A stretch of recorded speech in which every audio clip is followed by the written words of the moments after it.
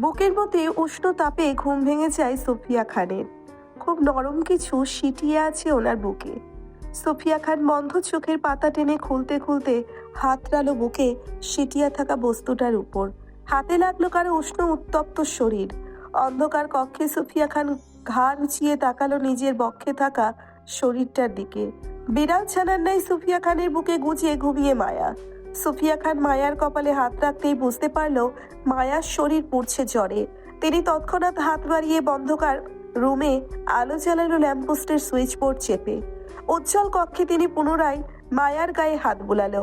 রাতে ঘুমানোর সময়ও মায়ার শরীরে তাপমাত্রা ঠিক ছিল, কিন্তু মধ্যরাত হতে হতে মায়ার গা কাঁপিয়ে জ্বর ওঠার কারণটা তিনি বুঝলো না। বিগত 1.5 মাসে ওনার বেশ অনেক কষ্ট পোহাতে হয়েছে মায়াকে স্বাভাবিক আনতে। যদিও মায়া পুনরায় সুস্থ নয়, তারপরও সুফিয়া খানের সঙ্গ মায়ার বেশ পছন্দ। ওনার কথা শোনেন, ওনার মতো কাজও করে মায়া। বিগত 1 মাসে মায়ার প্যানিক অ্যাটাক হয়নি, আর জ্বরটাও তিনি নিয়ন্ত্রণে নিয়ে এসেছিল। মায়ার খাবার দাবার, ঘুম, মেডিসিন, পরিচর্যা সবকিছু তিনিই দেখাশোনা করেন। ওনার নিয়মতান্ত্রিক মধ্য দিয়ে মায়ার অস্বাভাবিক মাত্রার জ্বর পুনরায় মায়াকে মানসিক চাপে ফেলতে পারে বলে চিন্তিত হলেন সুফিয়া খান। কপালে চিন্তিত ভাঁজ ফেলে উঠে বসতে বসতে মায়ার বাহু টেনে বালিশে শোয়ালো। রিমোট চেপে এসির পাওয়ার বন্ধ করতে করতে মায়ার গায়ে ব্ল্যাঙ্কেট জড়ালো। বিছানা ছেড়ে উঠে দাঁড়ালো মায়ার মেডিসিন হতে জ্বর মাপার থার্মোমিটার নিতে। ড্রয়ার খুলে থার্মোমিটার নিয়ে মায়ার মুখে পড়তেই তিনি দেওয়াল ঘড়ির দিকে তাকালো। সময় নিয়ে অপেক্ষা করলো। পুনরায় মায়া মুখ থেকে থার্মোমিটারটি বের করতেই দেখলো মায়ার গায়ের জ্বর 104 ডিগ্রিতে। তিনি থার্মোমিটারটি হাতে নিয়ে কপাল কুঁচকে তাকালো মায়ার দিকে।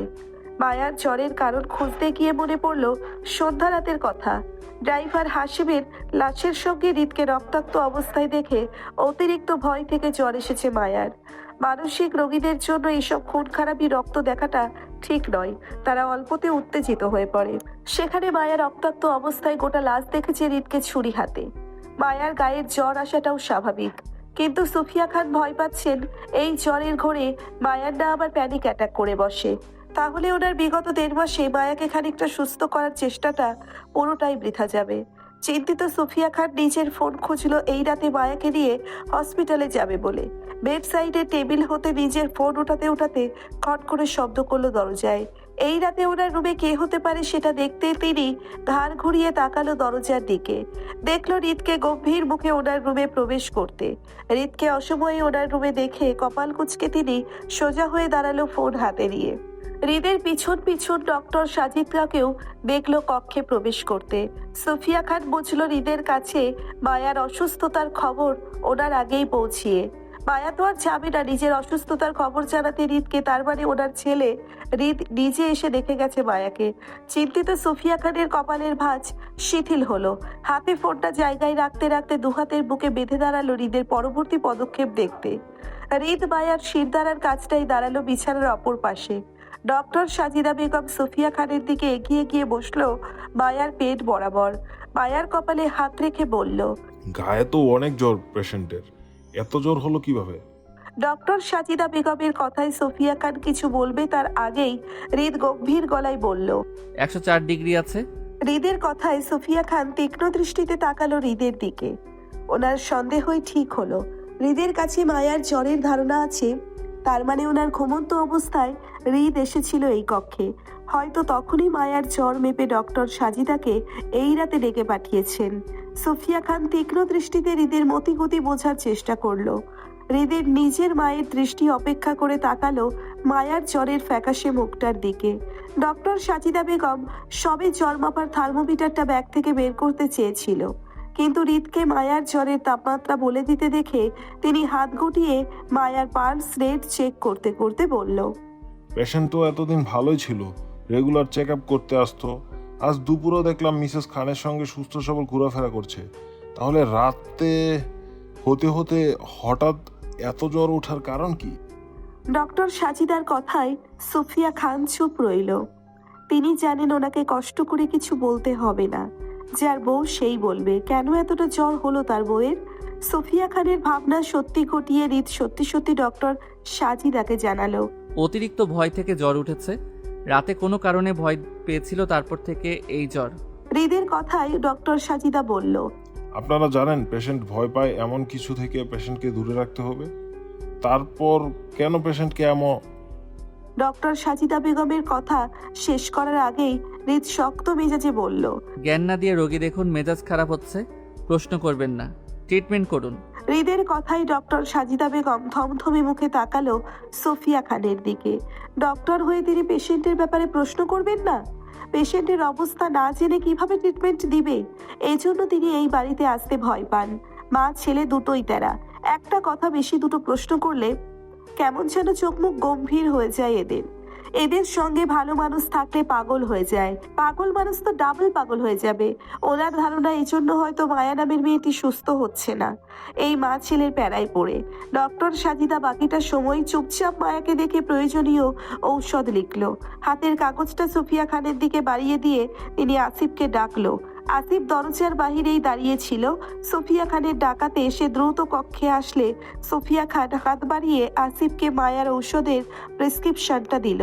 ডক্টর সাজিদাকে ক্লিনিকে নামিয়ে দেওয়ার আদেশও করলো। আসিফ সম্মতি জানিয়ে ডক্টর সাজিদাকে নিয়ে বেরিয়ে যেতেই সোফিয়া খান চোখ ঘুরালো হৃদের দিকে। হৃদ তখনও মায়ার দিকে তাকিয়ে।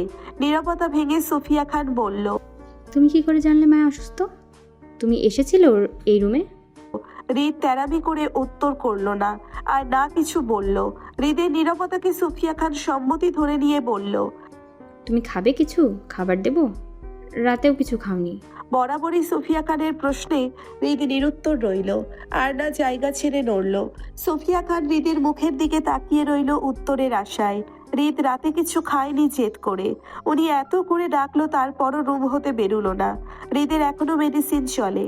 না খেয়ে এত পাওয়ারফুল ঔষধ খাওয়াটা হৃদের শরীরের জন্য খুব রিস্ক। তাছাড়া হৃদের সুগারের সমস্যা আছে, না খেয়ে থাকলে সুগার ফল হয়। সোফিয়া খান ধৈর্য নিয়ে পুনরায় প্রশ্ন করলো হৃদকে। মেডিসিন নিয়েছিলে তুমি? বলল। হৃদ উত্তর না করায় সোফিয়া খান গোপনে দীর্ঘশ্বাস ফেলে বলল, তুমি রুমে যাও হৃদ, আমি আছি মায়ের পাশে। সোফিয়া খানের কথার উপেক্ষা করে হৃদ সেখানেই দাঁড়িয়ে রইল জেদ ধরে। ততক্ষণে বাসার একজন কেয়ারটেকার বাটি হাতে জল নিয়ে রুমে প্রবেশ করতেই সোফিয়া খান সেদিনকে তাকালো। মায়াকে জলপট্টি দেওয়ায় কাপড় ভিজিয়ে রেখেছে পানিতে।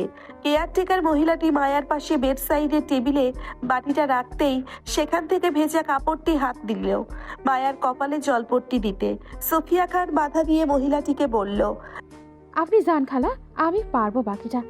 হৃদের দিকে তাকিয়ে মহিলাটি আমতা আমতা করলো চলে যেতে। রাতের বিষয়টি নিয়ে মহিলাটি বেশ ভয় পাচ্ছে হৃদকে। যদিও ওনার সহকর্মী রহিমাকে হাশেমের হাতে ধর্ষিত হতে হয়েছে, তারপরও হৃদ হাতে হাশেমের নৃশংসভাবে হত্যাটা ছিল ভয়ঙ্কর। তাজা লাশের রক্তস্রোত মনে করলে এখনো ওনার শরীরে কাঁটা দিয়ে ওঠে ভয়ে। এই রক্তে দেখেই তো পাগল মাইয়াটা অসুস্থ হইও। সারা রাত তিনিও ঘুমাতে পারেনি রহিমার জন্য। হৃদ খানের আদেশ পেয়ে সে এখানে এসেছিল।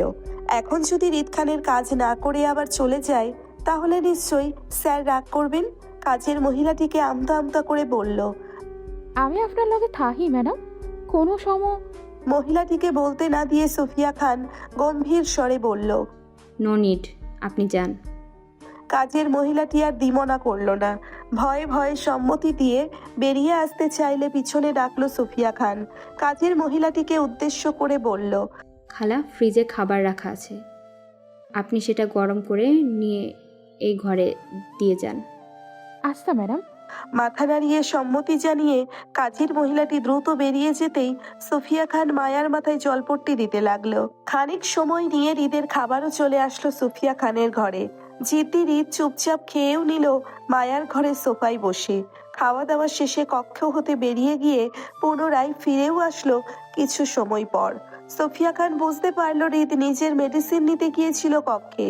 ততক্ষণে আসিফ ও মায়ার ঔষধ নিয়ে আসলে সোফিয়া খান মায়াকে সেসব খাওয়ালো সময় নিয়ে। এই পুরোটা সময় হৃদ একই জায়গায় দাঁড়িয়ে।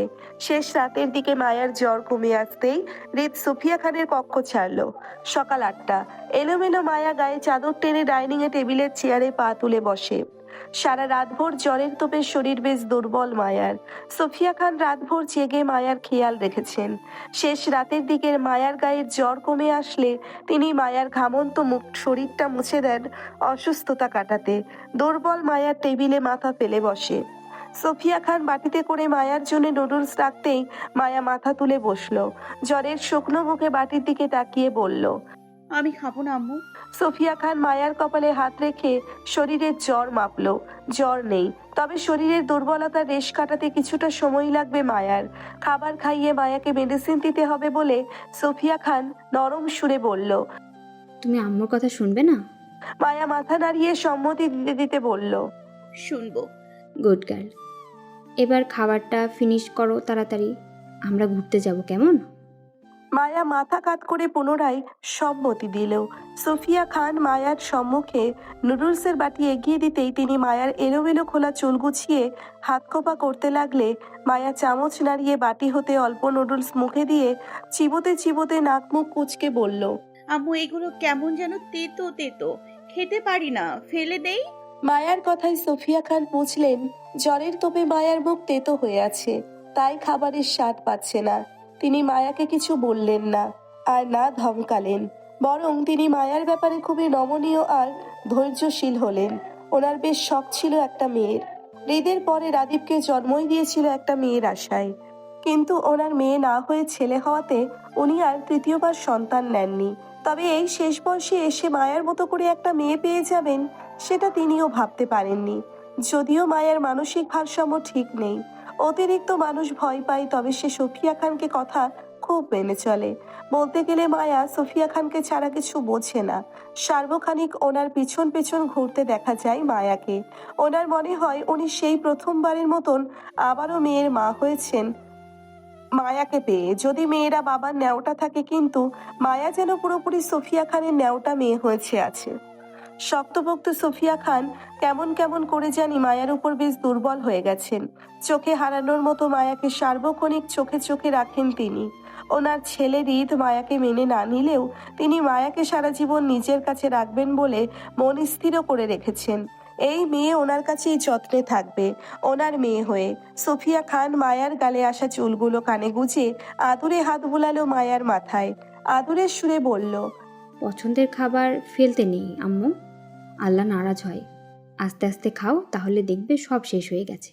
এই খাবারগুলো আমি কষ্ট করে তোমার জন্য বানিয়েছি, তুমি না খেয়ে ফেলে দিলে আমি কষ্ট পাবো। তুমি কি চাও আম্মু কষ্ট পাক? মায়া ভাষা ভাষা দু চোখে সোফিয়া খানের দিকে তাকিয়ে অসম্মতি জানালো, যার অর্থ সে চায় না ওর আম্মুকে কষ্ট দিতে। সোফিয়া খান ঝুঁকে মায়ার মাথায় চুমু খেতে খেতে বলল, তুমি খাবারটা শেষ করো আম্মু, আমি আসছি কেমন? মায়া পুনরায় ঘাড় কাত করে সম্মতি দিতে সোফিয়া খান কিচেনের দিকে এগোলো হৃদের খাবার রেডি করতে। যদিও হৃদ বিগত 1.5 মাসে বাড়িতে কারোর সঙ্গে বসে খায়নি, তবে আজ হৃদ ওনাদের সঙ্গে বসে নাস্তা করবে। শুধু নাস্তা নয়, ওনার ধারণা মতে হৃদের 3 বেলায় ওনাদের সঙ্গে খাওয়া যায়, খাওয়ার কথা। কারণ তিনি দেখেছেন ছেলের চোখে মায়াকে হারানোর ভয়, আর এই ভয়ই হৃদকে মায়ার আশেপাশে রাখবে। সোফিয়া খান চলে যেতেই মায়া বাটির দিকে তাকালো। নুডলসের চেয়ে চিংড়ি মাছ আর মাশরুম বেশি।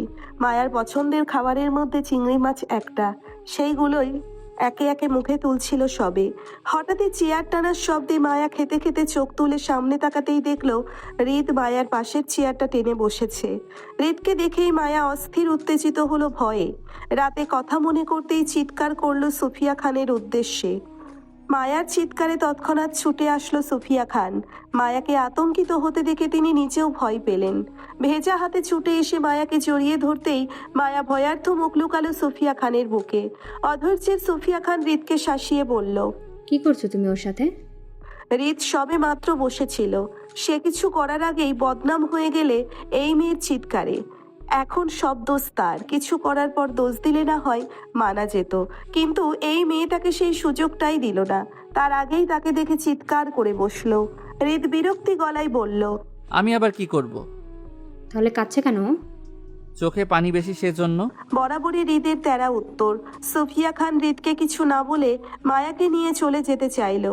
মায়া এক হাতে সোফিয়া খানকে জড়িয়ে অন্য হাতে নিজের নুডলসের বাটি চেপে দাঁড়াতে চাইলে বাটিতে টান পড়ল হৃদের।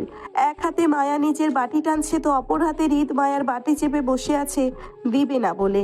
মায়ার অর্ধ খাওয়া বাটিতে হৃদের হাত দেখে মায়া পুনরায় কাঁদলো নিজের বাটি ছাড়াতে চেয়ে। সোফিয়া খান সেদিকে তাকিয়ে বিরক্তির সহিত হৃদকে শুধিয়ে বলল, কি সমস্যা তোমার? ওর বাটি ছাড়ছো না কেন? ছাড়ো এটা। হৃদ দুহাতে মায়ার থেকে বাটি কেড়ে নিল নিজের কাছে। মায়ার মুখ লাগানো চামচটা দিয়ে নিজের মুখে নুডলস তুলতে তুলতে বলল, এটা আমার, তাই ছাড়ছি না। মা হয়ে তিনি হৃদকে কখনো এসব নুডলস খেতে দেখেছে কিনা সন্দেহ। হৃদের এসব মশলা জাতীয় খাবার পছন্দ নয়। সে সবসময় হেলদি খাবার খেয়ে পছন্দ করে। বলতে গেলে ওনার পরিবারের সবাই হেলদি খাবারই খেয়ে থাকেন, শুধু মায়া বাদে। পরপর হৃদকে মায়ার খাওয়া নুডলস মুখে তুলতে দেখে কপাল কুঁচকালো সুফিয়া খান।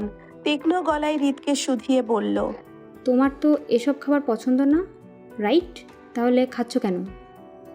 আজ পছন্দ হয়েছে তাই খাচ্ছি। হৃদের কথায় সুফিয়া খান চুপ রইল, বেশি কথা বাড়ালো না। অনেকদিন পর হৃদ ওনার সঙ্গে একটু স্বাভাবিক কথা বলছে, এটাই অনেক। মায়ার জন্য না হয় উনি পুনরায় খাবার বানিয়ে দিবেন। মায়াকে নিয়ে সুফিয়া খান কিচেন রুমের দিকে যেতেই হৃদ নুডলস মুখে তুলতে তুলতে চোখ ঘুরিয়ে তাকালো কিচেনের দিকে। ডাইনিং হতে কিচেন স্পষ্ট দেখা যায়। সেখানে সুফিয়া খানের আঁচল ধরে মায়া দাঁড়িয়ে, হাতে একটা আপেল। কিছু সময় পর পর তাতে কামড় বসাচ্ছে চিবোতে চিবোতে। হৃদ শান্ত দৃষ্টিতে মায়ার দিকে তাকিয়ে বাকি খাবারটা শেষ করলো। টিস্যু দিয়ে মুখ মুছতে মুছতে উঠে দাঁড়ালো। টেবিল ছেড়ে চলে যেতে গিয়ে পুনরায় মায়ার দিকে তাকালো। মায়া ঘাড় ঘুরিয়ে ততক্ষণে এই দিকেই তাকিয়েছিল। এতে দুজনের চোকাচোকি হলো মুহূর্তেই। ভয়ার্থ মায়া তৎক্ষণাৎ হৃদের থেকে দৃষ্টি সরিয়ে নিতেই হৃদ প্রস্থান করলো ডাইনিং হতে। হৃদকে চলে যেতে দেখে পেছন পেছন সুফিয়া খানও আসলো হৃদের খাবার নিয়ে। প্লেট ভর্তি খাবার টেবিলে রাখতে রাখতে দেখলো হৃদ মায়ার রাখা অল্প খাবার খেয়েই বেরিয়েছে। সুফিয়া খান দীর্ঘশ্বাস ফেলে মায়ার দিকে তাকাল। ওনার শরীর ঘেঁষে মায়া দাঁড়িয়ে। মা ছেলের অদৃশ্য দুর্বলতা হয়ে দাঁড়িয়েছে এই মেয়ে। হৃদ চাচ্ছে মায়ার অসুস্থতার পাশে দাঁড়াতে, কিন্তু কোনো কিছু ওনার ছেলেকে আটকাচ্ছে মায়ার কাছে আসতে। কিন্তু কি, মায়ার বিয়ে নাকি অন্য কিছু? যদি মায়ার বিয়েটা হৃদকে তার বউ থেকে দূরে রাখে তাহলে সেটাও সঠিক নয়। প্রথম স্বামী জীবিত অবস্থায় দ্বিতীয় বিয়ে জায়েজ নয়, সেটা হৃদ নিজেও জানে। জেনে বুঝে এসে নিশ্চয়ই অবুঝপনা করবে না, অবশ্যই অসুস্থ মায়া পাশে দাঁড়াবে। আর যদি সত্যি মায়ার বিয়ে নিয়ে হৃদ দ্বিধায় থাকে তাহলে সেটা হৃদ চাইলে সে নিজে ক্লিয়ার হতে পারে, খোঁজ করতে পারে মায়ার বিয়েটার ব্যাপারে। যেটা হৃদ নিজ থেকে করছে না তার মানে হৃদ স্বেচ্ছায় চাচ্ছে না মায়ার বিষয়টা ক্লিয়ার হতে। হয়তো হৃদ মায়ার সুস্থতা অপেক্ষা করছে সত্যিটা জানার। মনস্তাত্ত্বিক ভাবনায় সুফিয়া খানের মনে হলো হৃদের দ্বিধা দূর করতে হলেও ওনার কোনো আলেমের সঙ্গে কথা বলা প্রয়োজন। দরকার হলে দুজনের পুনরায় বিয়ে দিবে, তারপরও ওনার ছেলের সকল দ্বিধা দূর করে মায়াকে হালাল করবে হৃদের জন্য। তপ্ত রোদে উত্তপ্ত শহর। আরিফ সবে দোকানে ঘাঁটি হতে বাসায় ফিরল। ক্লান্তিতে বাসার কলিং বেলের চেপে দাঁড়ালো গায়ের শার্টটা দুবার ঝাঁকিয়ে। শরীরের ঘামে শার্ট ভিজে লেপ্টে। এই সময়ে গোসল না করলেই নয়, বড্ড অসহ্য লাগছে নিজেকে। আরিফের কলিং বেল বাজানো 10-15 সেকেন্ডের মাঝে দরজা খোলা দিল কেউ। আরিফ ক্লান্তিময় চোখের সামনে তাকাতে তার চোখ শিথিল হলো কারো স্নিগ্ধ মুখ দেখে। ফুটফুটে লাজুক হেসে দরজা ধরে দাঁড়ালো সে, যেন এতক্ষণ সে আরিফের অপেক্ষায় বসেছিল। আরিফ ঘরে প্রবেশ করতে করতে আরো একবার চোখ ঘুরিয়ে তাকালো মেয়েটির দিকে। মুহূর্তেই দুজনের চোকাচোকি হলো। সংকোচে আরিফ চোখ নামিয়ে নিলেও মেয়েটি নিল না, বরং দরজা লাগিয়ে আরিফের পিছন পিছন রুম অবধি যেতে যেতে বলল, আজ এত বেশি দেরি হলো কেন তোমার ফিরতে? প্রশ্নে গাঢ় অধিকারবোধ জমা মেয়েটির। আরিফ সেই অধিকারকে সম্মান জানিয়ে রুমে যেতে যেতে ঘাড় ঘুরিয়ে তাকালো বসার ঘরের দেওয়াল ঘড়ির দিকে।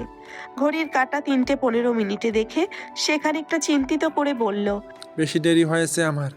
আরিফের দৃষ্টি ধরে মেয়েটিও এক পলক তাকালো সময়ের কাঁটার দিকে। আরিফের কথার সম্মতি দিয়ে বলল, হয়েছে একটু, তবে ব্যাপার না। আম্মু কই? দুপুরে খেয়েছে কিছু? খেয়েছি, কিন্তু আম্মু মায়াকে দেখার জন্য রোজ কান্নাকাটি করে। তুমি আম্মুকে মায়ার কাছে নিয়ে গেলেই তো পারো। ফিহার কথায় আরিফ চুপ রইল। মায়ার অসুস্থতার কথা সবার জানা, কিন্তু মায়া কত ভারসাম্যহীন রোগী সেটা রেহেনা বেগম বা ফিহা তারা কেউ জানে না। আরিফ মায়ার বিষয়টা ওর মাকে জানাতে চায় না বলেই ফিহাকে কিছু বলে না। যদিও ফিহা সত্যিটা জানলে ওর মাকে বলবে না, তারপরও আরিফ রিস্ক নিতে চায় না তার মাকে নিয়ে। মায়ার সত্যিটা জানলে রেহেনা বেগম আরো অসুস্থ হয়ে পড়বেন বলেই আরিফ সত্যিটা জানাতে চায় না নিজের মাকে। তাছাড়া আরিফ ইন্ডিয়া থেকে ফেরার পর বেশ কয়েকবার চেষ্টা করেছিল মায়ার সঙ্গে দেখা করার, কিন্তু রিদ খানের কড়া সিকিউরিটি ভেঙে সে আজও সক্ষম হয়নি মায়ার সঙ্গে দেখা করার। বলতে গেলে মায়ার জন্য ওর পরিবারকে নিষেধ করে দিয়েছে রিদ খান।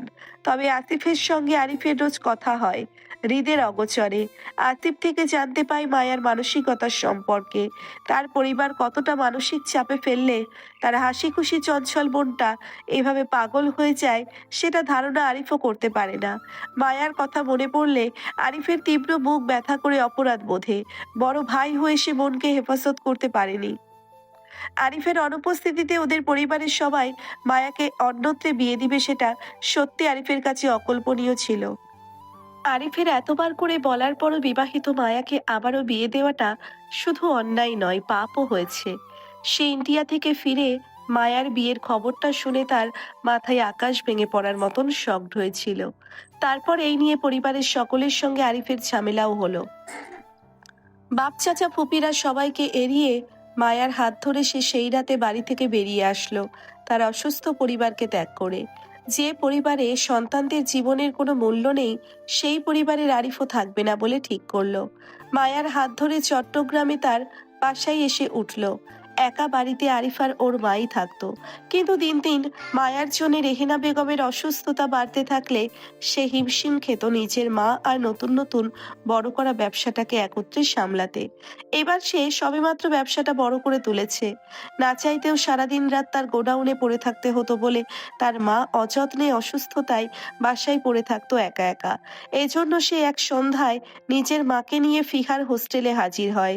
ঘামন্ত শরীরে ময়লা শার্টে ফিহাকে ফোন করে নিচে নামতে বলে সে গাড়ি বাহিরে দাঁড় করায়। ফিহার গায়েও সাদামাটা পোশাক ছিল সব সময়ের মতন, কিন্তু ফিহা নিচে নেমে আসতেই আরিফ ফিহাকে বিয়ের প্রস্তাব দিয়ে বসে তৎক্ষণাৎ। সেদিন ফিহা প্রচুর শকড হয়েছিল, যদিও দুজনের মাঝে তাদের বিয়ে নিয়ে আলোচনা হচ্ছিল। কিন্তু আরিফ হুট করে এসে ফিহাকে বিয়ে করতে চাইবে এমনটা জানতো না ফিহা। আরিফের প্রস্তাবে প্রথমে ফিহা না করতে চাইল নিজের পরিবারের অনুপস্থিতি দেখে, কিন্তু পাছে রেহেনা বেগমের অসুস্থতার কথা চিন্তা করে সেই রাতেই আরিফের হাত ধরে বিয়ে করে এই বাসায় এসে ওঠে। তারপর থেকে ফিহা এ বাড়িতেই থাকছে আরিফের বউ হয়ে। রেহেনা বেগমের শরীরও আগে থেকে অনেকটা সুস্থ, শুধু মায়ার জন্যেই কান্নাকাটি করে সব সময়, যা আরিফ চাইলেও নিজের মাকে মায়ার অবধি নিয়ে যেতে পারে না, কারণ রিদ খান মায়ার সঙ্গে কারো দেখা করতে দিবে না। হয়তো রিদের জায়গায় আরিফ থাকলে তাই করত। নিজের বউয়ের বিয়ে জোর করে অন্য কোথাও দেওয়া হলে সেও ঠিক এমন করেই সবাইকে নিষেধ করত ফিহার সঙ্গে দেখা করতে। তাই আরিফের ধারণা মতে রিদ খান নিজের জায়গায় ঠিক বলে সেও কোনো কিছুতে বাড়াবাড়ি করে না, বরং চুপ থাকে। আপাতত তার মায়ার ব্যাপার কি করা উচিত সে বুঝতে পারে না। বুঝতে পারলেও হয়তো রিদ খান আরিফকে কিছু করতে দিবে না। মনস্তাত্ত্বিক ভাবনার মাঝে আরিফ রুমে প্রবেশ করে গায়ের শার্টটা খুলতে খুলতে বলল।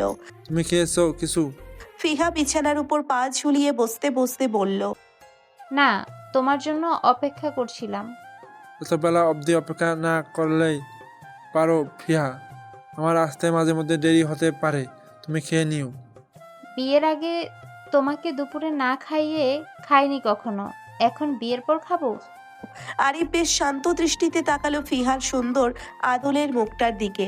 ফিহার অবদান তার জীবনে অনেক, সবসময় আরিফ সুখে দুঃখে ফিহাকে পাশে পেয়েছে সে। বিয়ের আগে তাদের সম্পর্ক ছিল 1 বছরের, কিন্তু দুজন পরিচিত ছিল 2 বছরের। এই 2 বছরের ফিহা রোজ তার জন্য দুপুরে খাবার পাঠাতো টিফিন করে কোচিং সেন্টারে, মাঝে মধ্যে রাতেও পাঠাতো যদি আরিফ ব্যস্ত হয়ে বাসায় ফিরতে না পারতো তাহলে। এই 2 বছরের আরিফ ফিহাকে খুব কাছ থেকে দেখেছে সে। ফিহা ভালোবাসার থেকে ভালোবাসার মানুষকে যত্ন করতে পারে বেশি, আর আরিফ ফিহার যত্নে আটকিয়েছে। যখন আরিফের সবচেয়ে বিপদের সময় কাউকে প্রয়োজন ছিল তখন ফিহা এক কাপড়ে আরিফকে বিয়ে করে এই বাসায় এসে উঠেছে। তার মা খেয়াল রাখছে, অথচ আরিফ কখনো মুখ ফুটে জানতে চায়নি ফিহা আদেও আরিফের কাছে ভালো আছে কিনা। তুমি আমার কাছে ভালো আছো তো ফিয়া? আরিফের কথায় ফিহা তৎক্ষণাৎ উত্তর দিয়ে বলল, আরে তোমার কাছে আমি বিন্দাস আছি জান। তোমার মতো সুন্দর দায়িত্বশীল স্বামী পেয়ে আমি খুশি হব না বলো? তোমার জায়গায় যদি আমি কোনো মোটা বুড়িওলার টাকমাতার কাউকে বিয়ে করতাম তাহলে হয়তো সমস্যা হতো। বেটায় কিস করতে আসলেও আমি তো ভয়ে ফিট হয়ে যেতাম, কিন্তু তোমাকে দেখলে আমার ভয় লাগে না, বরং আদর আদর লাগে। ফিহার চঞ্চলতায় ইতস্তত বোধ করলো আরিফ।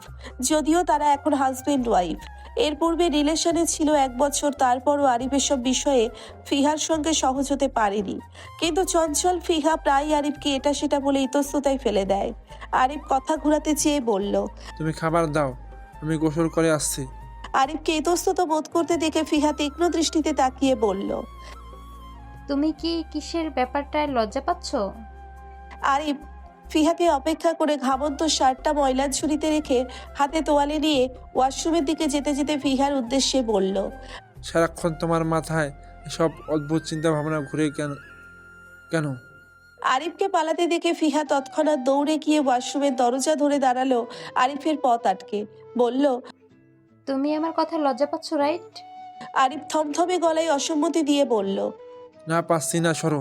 ফিহা তৎক্ষণাৎ নিচের ডান গাল আরিফের দিকে বাড়িয়ে দিতে দিতে বলল, তাহলে একটা কিস করে দেখাও তো, তুমি লজ্জা পাচ্ছ কিনা সেটা।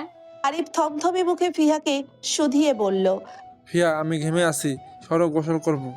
তুমি ঘামালে আমার সমস্যা নেই, ঘামন্ত শরীরে চুমুটা লবণাক্ত লাগবে, এই যে লবণ আমার পছন্দ, তুমি করো তো।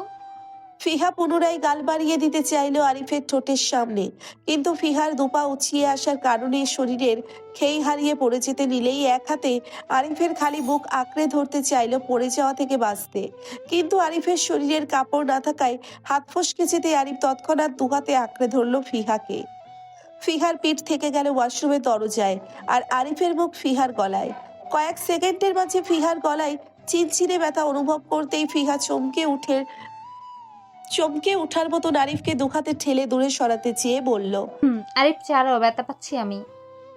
আরিফ তৎক্ষণাৎ ফিহাকে ছাড়লো না, বরং সময় নিয়ে ফিহা থেকে সরে দাঁড়াতে মুহূর্তেই ফিহার হাত চলে যায় ব্যথিত গলায়।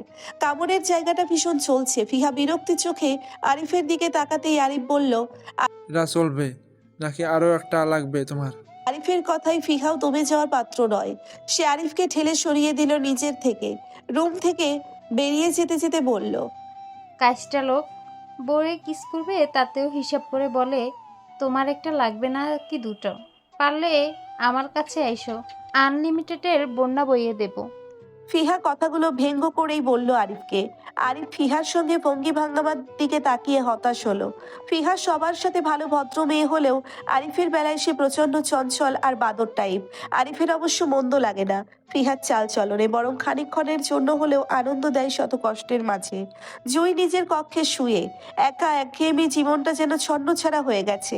বাসায় বলতে ওরা 5 সদস্য রয়েছে। জুই, ওর মা বাবা, বড় চাচা আর মুক্তা। ওদের এত সুন্দর পরিবারটা যেন কেমন ছন্নছাড়া হয়ে গেছে। আগের মতো প্রাণ চঞ্চলতা নেই কারো মাঝে। মায়ার অসুস্থতা ঘিরে যাবতীয় ঘটনাকে কেন্দ্র করে মায়ার বাবাও কষ্ট পাচ্ছেন। দিন দিন কেমন শুকিয়ে যাচ্ছে অসুস্থতায়। তার উপর আবার আরিফ তার মাকে নিয়ে ঘর ছাড়লো। জয়রা শুনেছে আরিফ নাকি চট্টগ্রাম বিয়ে করেছে তাকে, সেই বউ নিয়ে থাকছে বড় চাচিকে নিয়ে। এসবের মাঝে জয়রাই ভালো নেই। কেমন নিস্তব্ধ আর হাহাকার এই পরিবার জুড়ে।